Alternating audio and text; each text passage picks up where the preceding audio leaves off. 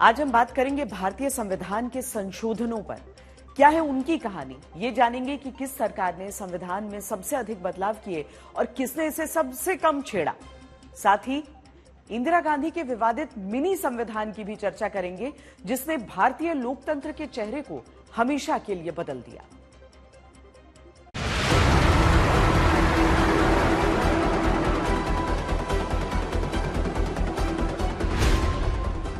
भारतीय संविधान 26 जनवरी 1950 को लागू हुआ। भारतीय राजनीति और समाज में बदलाव के चलते संविधान में अब तक 106 संशोधन हुए हैं।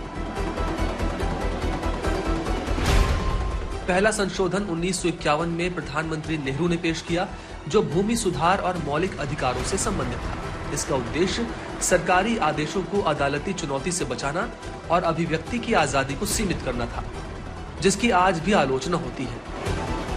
1951 में ये पाप किया गया, लेकिन देश चुप नहीं था। उस समय राष्ट्रपति डॉक्टर राजेंद्र प्रसाद जी ने चेताया, ये गलत हो रहा है। उस समय स्पीकर पद पर बैठे हुए हमारे स्पीकर महोदय ने भी पंडित जी को कहा, गलत कर रहे हो।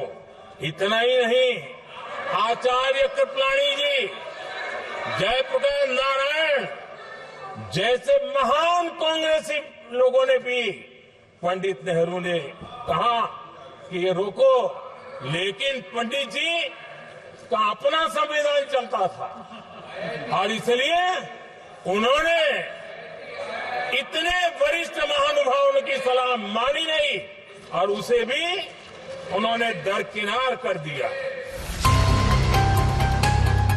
संविधान संशोधन प्रक्रिया भारतीय लोकतंत्र का अहम हिस्सा है, जिससे समय समय पर सामाजिक, आर्थिक और राजनीतिक सुधार किए गए।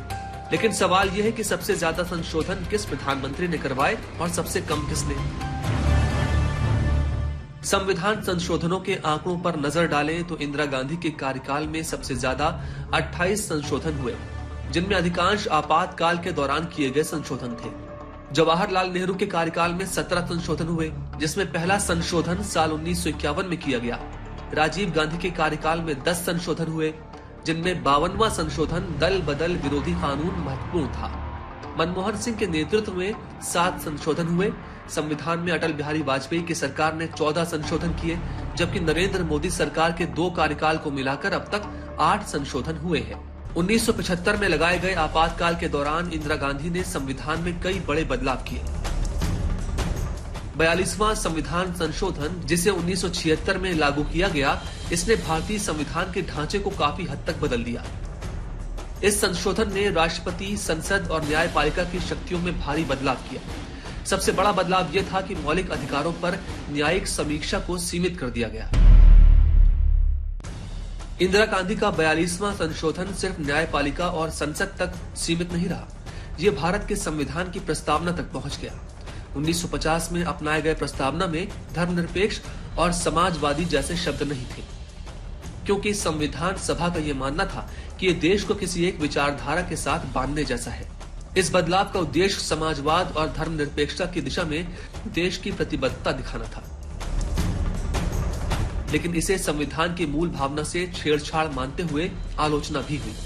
संविधान संशोधन लोकतंत्र का अहम हिस्सा है, जो बदलती जरूरतों को दर्शाते हैं, लेकिन इन्हें संतुलित और विचारशील तरीके से लागू करना जरूरी है।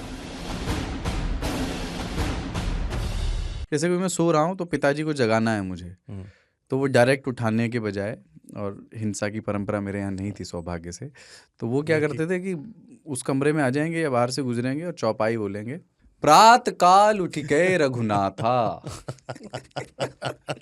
मात पिता गुरु नावई माता। कभी कभी मैं गुस्से में उठ करके, अरे पापा, चरण स्पर्श किया और सो गया। मैंने कहा अब मत उठाना।